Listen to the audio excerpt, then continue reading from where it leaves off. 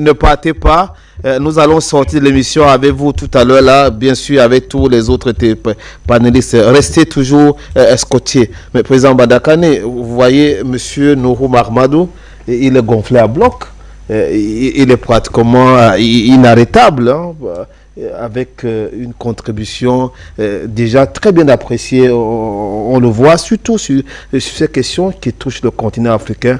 On a l'impression que à travers lui, la société civile africaine est debout.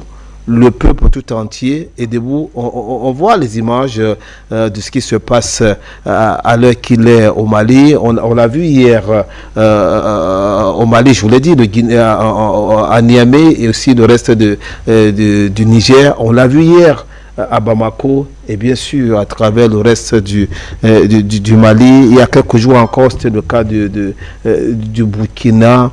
Est-ce qu'on peut dire, de votre point de vue, président Badakani, que c'est l'heure de l'émancipation, du réveil sur le continent africain? Question que je pose à tout le monde qui parle du Sahel et de l'Afrique. Quelle est un peu la contribution même des panafricanistes dans ce réveil aussi des médias? Mais sans au cœur de cette affaire, les panafricanistes sont en première ligne, ont été les initiateurs, ce sont les pionniers de ce mouvement.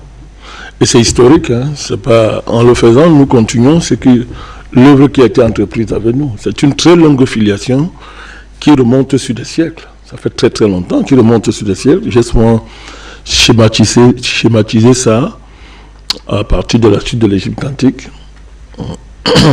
On peut discuter sur les références, mais de manière fondamentale, c'est-à-dire la perte de ce qu'on appelle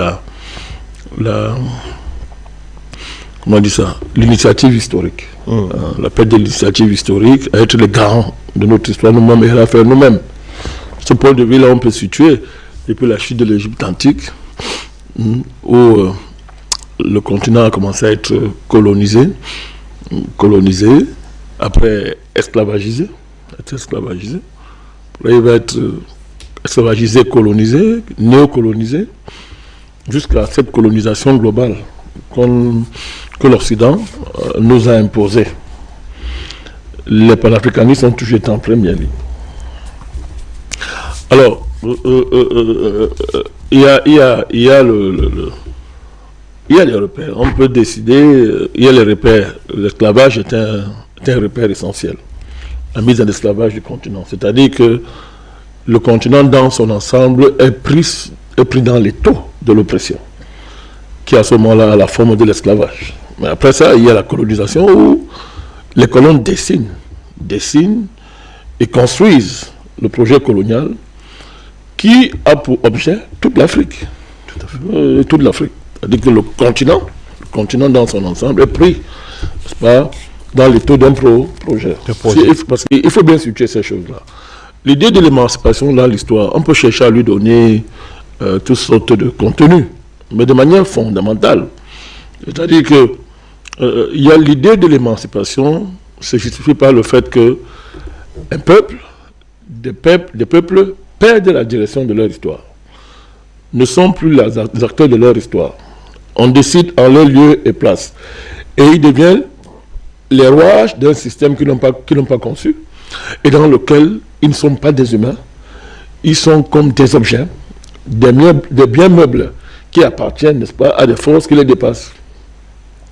Et de manière fondamentale, l'Afrique a été réduite, n'est-ce pas, à cette situation d'être un rouage d'un projet qui le dépasse.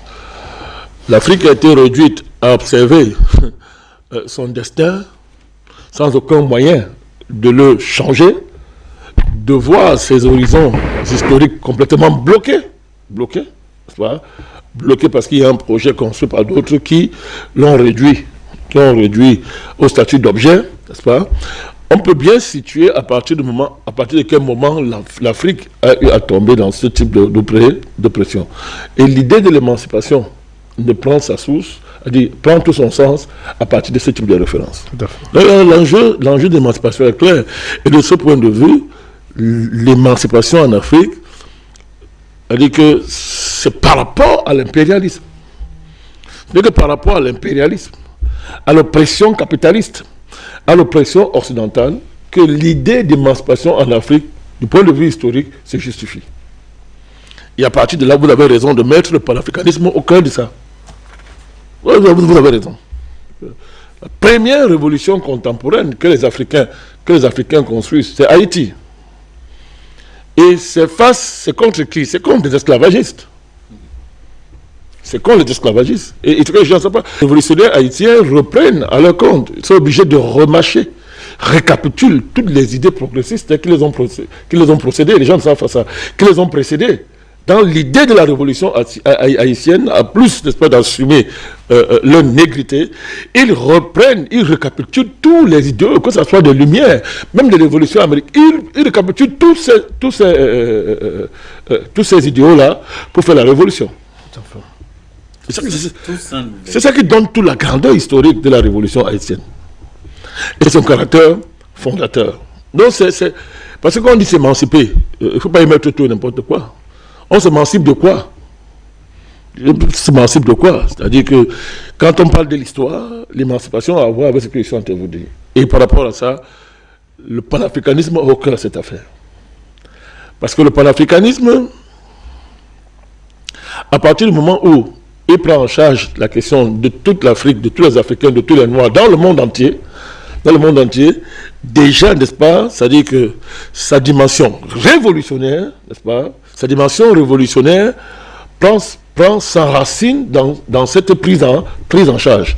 Avec en plus le projet de liquider l'horizon capitaliste qui nous a été imposé comme étant un horizon indépassable. Donc, à partir de ce moment-là, évidemment, on voit très bien ce qui est en jeu en Afrique, à l'heure actuelle. Le peuple veut s'émanciper de qui? Les peuples savent de qui ils veulent s'émanciper. Il n'y a pas un intellectuel qui va s'asseoir venir dire ça aux Africains. Et les petits égarements, fanfaronnades de prétendus intellectuels dont le chef de file s'appelle Achille Mbembe nous font rire. Vous savez qu'il a pondu un article dernièrement, il nous attaque, mais il n'a pas d'argument. C'est tellement léger. Tellement léger. Mais ça a permis aussi de revisiter certaines agitations.